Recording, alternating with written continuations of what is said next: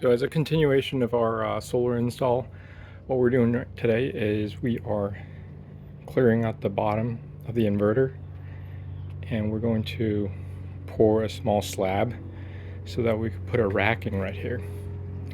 And once we put the racking in, we're going to be installing our batteries. So batteries right there. It's just there's 280 amp hours of battery capacity right here. We have 350 more on the other side of the house. Anyway, so these are the solar project related things that is not technically considered solar, but is necessary.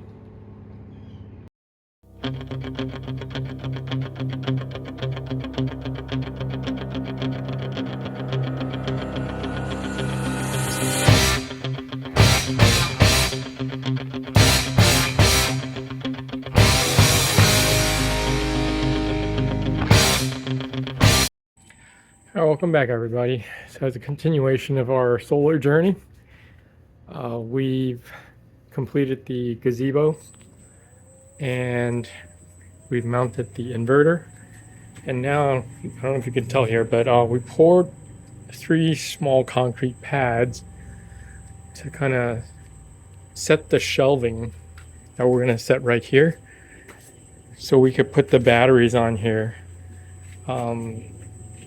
without, leaving them on the ground and getting them wet. So this is what we're doing, and just wanted to give you a background on where we will be setting the batteries and for the solar system.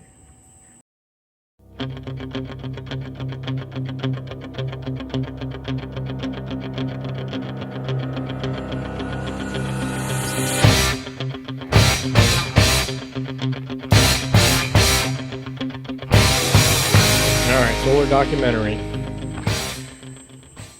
This is at the far end of the house, and I like to get started setting this inverter up.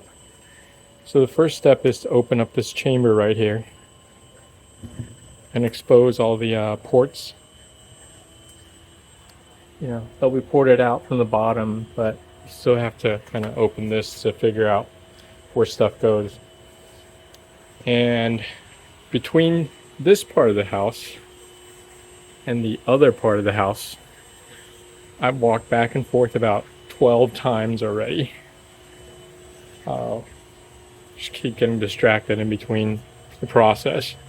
And just for this tip alone that'll fit into this hole, took 3 trips. So anyway, I just wanted to document some of the frustration of doing this part-time. Alright.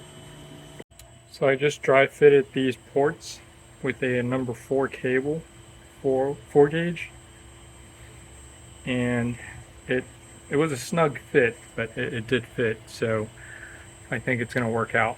So what I'm going to do is, this is where the power comes in, this is where it goes out. So I'm probably going to set a box right in the bottom here. Well, I'll probably do 2 boxes, so that way it doesn't get confusing. And the left hand side is where the power would come in. I'm gonna give this maybe like a 60 amp feed coming in, and like maybe a 70 or 80 amp feed going out.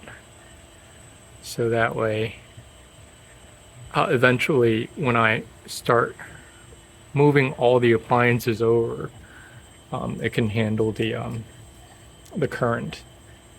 Now, so that's the plan tentatively for now.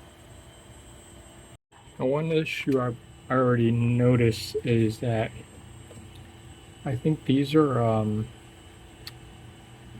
either 3/4 or 1 inch, maybe 3/4, and that may not be big enough to thread 4 number 4 cables through, or at least 3 number 4 cables and one number 6 for the ground.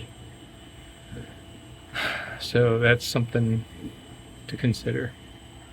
May have to downsize to a number 6 cable, and which will lower the overall output capacity of this entire unit. Alright, good news. This is a dry fit of 3 number 4 cables. But that doesn't leave much room. It's really snug, and I don't know if this is probably against code, because I'm pretty sure that's a 3/4 inch connector.